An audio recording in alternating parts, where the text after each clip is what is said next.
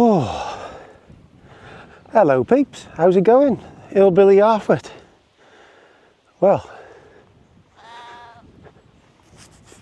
there's been a bit more rain here today, but still, look, the fields are pretty brown. But you can tell there's a bit of grass coming because the sheep have got their heads down, so it's a good sign. And I'll show you what I mean on the ground. So basically the fields have been like this, and there's been nothing, and they're starting, a little bit of rain is coming to a bit greener there, look. Right, so what is this one going to be about? Well, it can be some random stuff, but I'm going to tell you a story about me being on the timber and sort of see how mad it used to be. Come on. Right, well, this was working up in the Havern Forest with a load of my mates, and Lumper wasn't with me then, but I got a good mate of mine then called Andy Peters.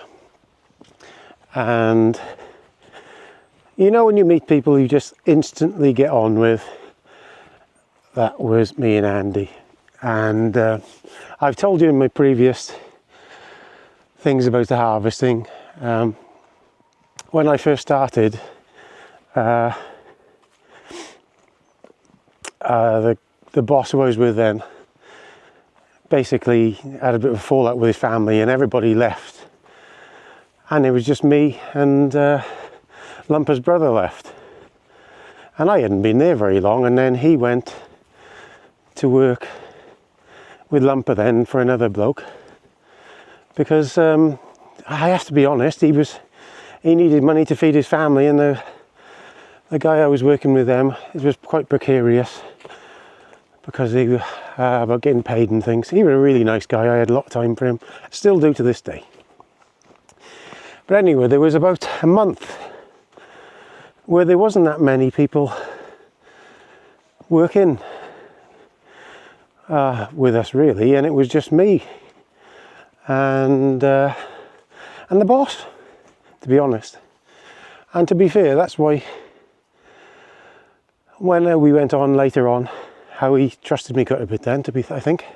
Not that I was brilliant at my job, I was okay.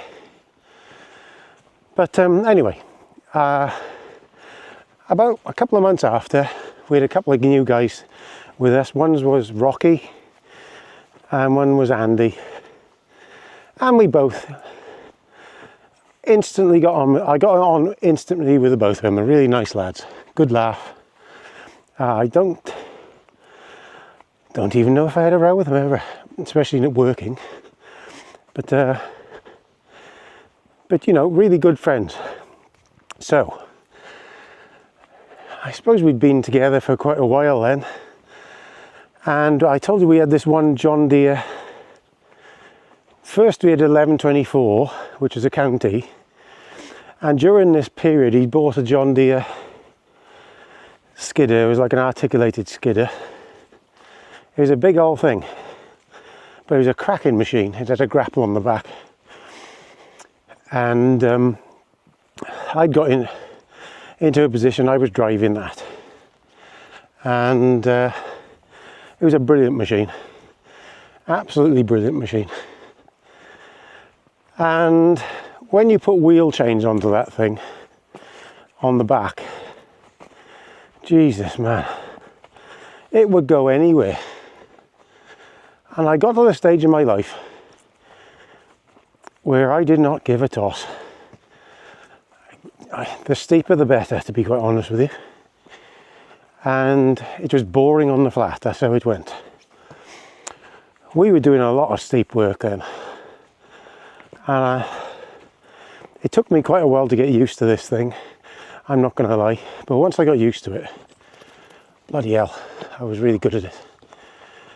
So, where this comes into with Andy.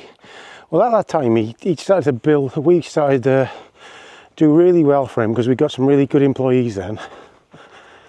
And he bought another one, which wasn't a John Deere, it was a Timberjack 445 skidder. No, 225 was it? Yeah, 225 I think. And I drove that for a bit. It was okay, but I gotta be honest with you, that John Deere was so good. That's what I stayed on most of the time I was there then. And we'd go in two gangs to different places. So he started to get a lot more work then. We had this one big job of having that we all used to be on. So that's why he originally got it, to get that job done quicker. Man, we were pulling some stuff out. We had two of them things going all the time. And remember, it was all by hand and being pulled out with them and the logs being cut off. We had a lot of stuff coming out. And a lot of good lads working for us then. Martin sometimes comments on here, and some of the other lads. Really hard working lads and good fun to be around. And he started to make a bit of money then, the boss. But he also started to get jobs off in different areas. And every now and then he'd have a job down Hereford or Leominster or something, and then I'd go down there and get that job done, and then we come back then. Well, that's what happened. We went, I can't actually remember how it all happened. We went off to do this job down Brecon. I was down Leominster or something, and I come back and we just got this big job to start up the Havering. A really steep gully. I mean, this was fucking stupid. It wasn't the one I told you ages ago about Devil's Gulch where we were winching it all out. This was an uphill gully. And this gully went for about probably a mile straight up. And the trees have been harvested from the left hand side of it. And what was left, it was a Forestry Commission site. And we had to clear the gully out. There was no tracks going to it whatsoever. So basically we had to go and do that. So me and Andy went there. And Andy's timberjack wouldn't take wheel chains, like, because the wings were too close to the wheels. But it was a lot more stable coming downhill, to be fair, because the axle was more forward. And what basically happened is, when we got there, there was this big idea by the boss how I would push this track in with mine, so we could get at least halfway up there. So if you can imagine a forestry road dropping down for maybe 20 yards straight down to the forestry road, I mean it's vertical. That was my first job the first day I got back there, was to winch myself up and over that, which was hard enough, with just your winch going to a stump, and then try and push in a ramp so we could go up and down, at least onto the wood, because we couldn't even get off the road before. So that took me half a day to do that, and it was precarious, I can tell you. And I got that done, and we still couldn't get more than a certain height way up there. So we got a local guy in from around our area called George. He's a mad one, he's a nice old guy. And he got a 360 in there, and he managed to cut a sort of a track in down to the rock, right up by the side of this thing, this gully, and he went about halfway up, and then we could go the rest. But boy, it was steep. Serious steep. My old machine with the wheel change would just churn up it. And but coming back down, you couldn't come down there without a load on, if your back wheels was in the air. So you had to have a load on. Well, anyway, we'd done the bottom half, and sorry, it's a bit uphill, you know. We'd done the bottom half with my machine. And then Andy came over with this timberjack then. And he could not get off the road. So what we started doing was me towing him up there. So I'd tow him up to the top of the track. He'd turn around, and if he could get a bit back a bit further, he would, and then I'd pull him a bit more again. Because it was so stupid, Steve. Mad. Now I'm pretty wild. Andy had got to know that machine so well. He was turning round at the top of the track. Remember, this is a side slope, not only steep going uphill, it's a steep slope. If I switch you around, imagine it like this, only we're reversing back across the bank like that, at an angle as well. So you could flip it over easy. And I was just going with the wheel chains on, and I just go over top of, sorry, I'm in some undergrowth here. Give me a second.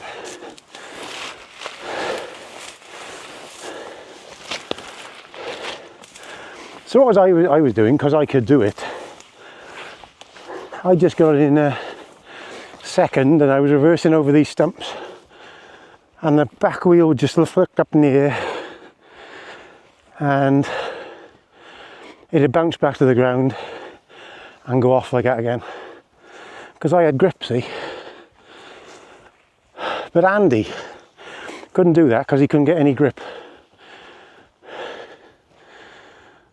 And I remember, oh God, my breath has gone now.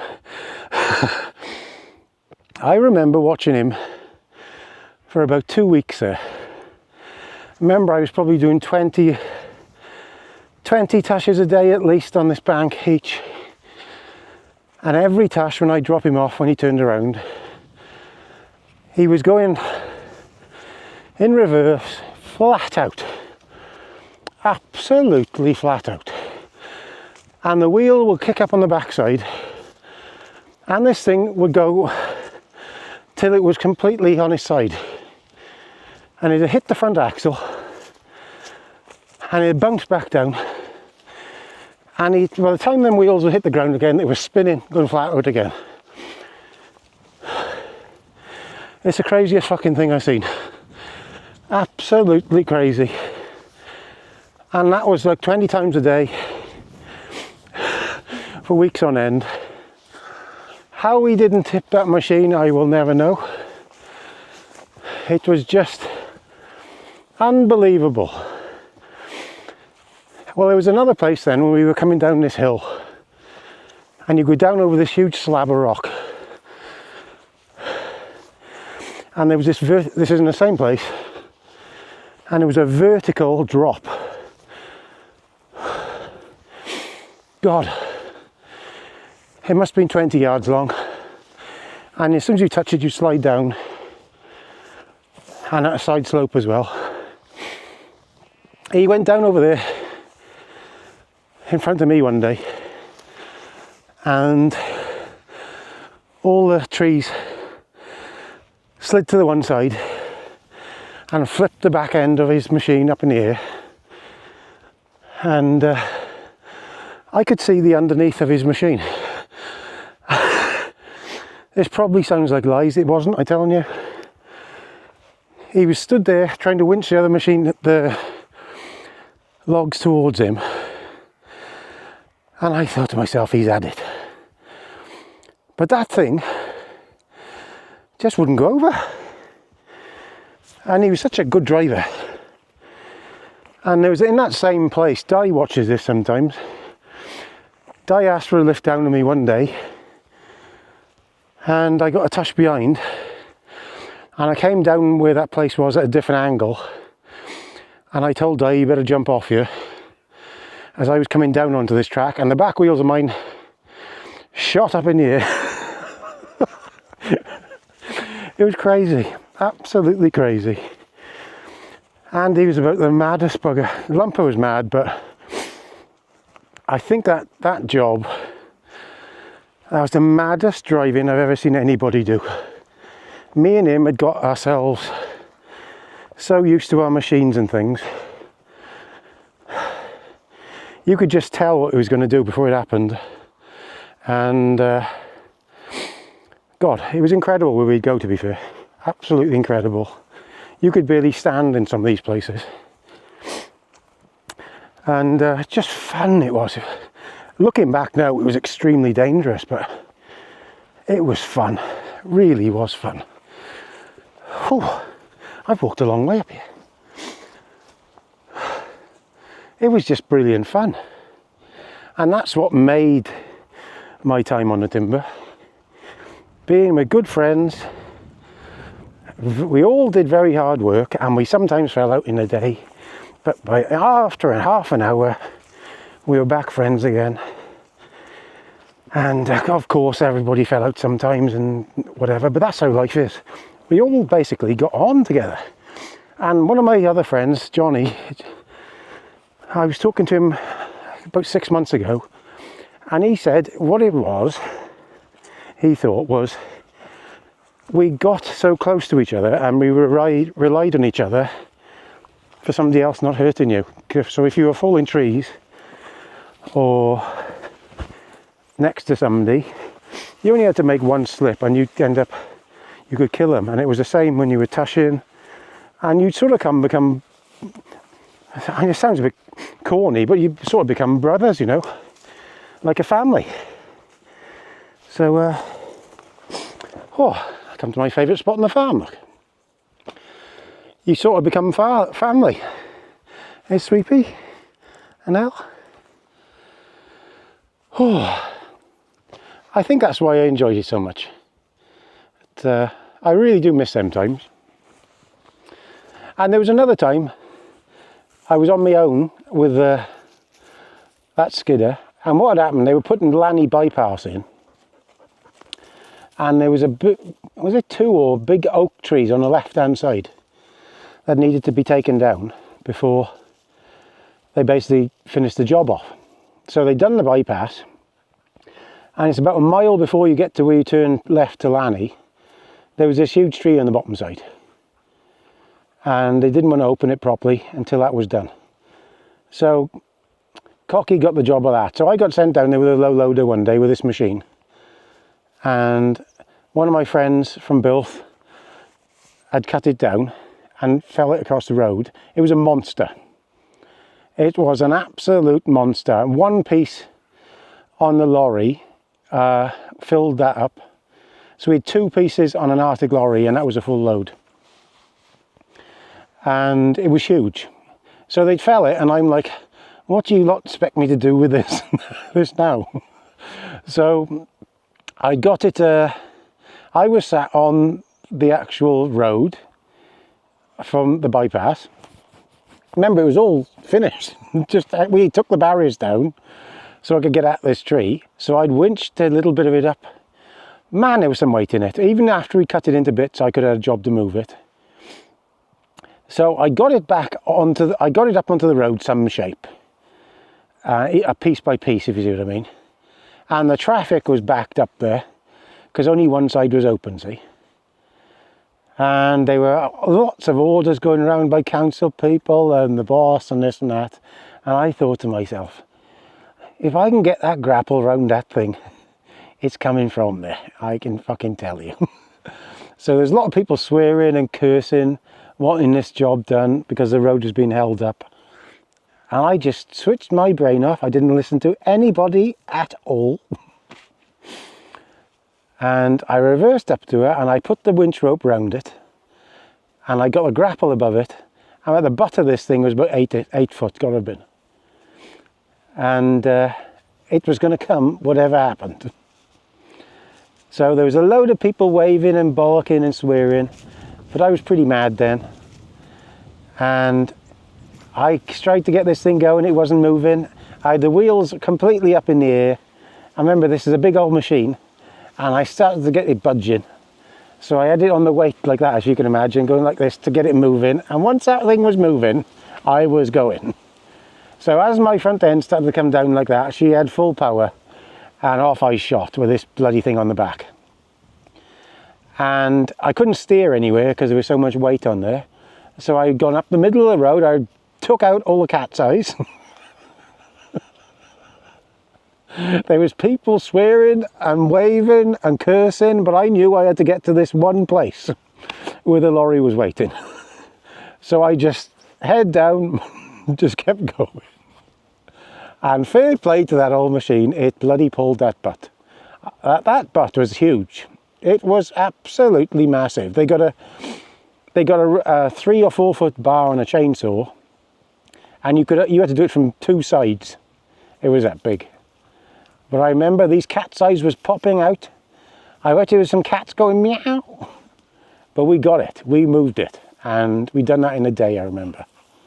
But, yeah, great fun, great fun, great fun. So this has gone on for 20 minutes now. How have I been yabbering on so much? But there we are, I'll leave you with that. This is my favourite view on the farm, and I hope when I snuff it someday, somebody might chuck my ashes down here, where I'm sat. I think. So, it's a beautiful place where I live, it really is. That's Pendrawen, where my finger is over there. And up that valley there is where Charlotte Church lives, where Laura Ashley used to live.